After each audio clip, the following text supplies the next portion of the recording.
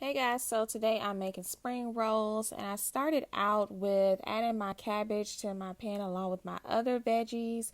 I'll put all the ingredients in the description. I did my salt, pepper, onion powder, garlic powder, Cajun, and some cayenne pepper. Then I went in and added some sesame seed oil with my minced garlic along with the sweet chili sauce.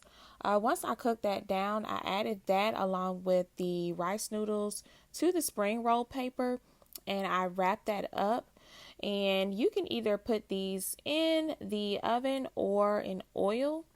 I did also decide to make some shrimp ones to go along with it. So I did it pretty much the same way. After I seasoned up the shrimp, I did add that to the spring roll paper along with the veggies and the rice noodles. And I went ahead and wrapped that up. I did fry some of them and I did bake some of them. You can bake according to the spring roll instructions, and this is how it looks. And once they were done, this is how it looked, and they were really good.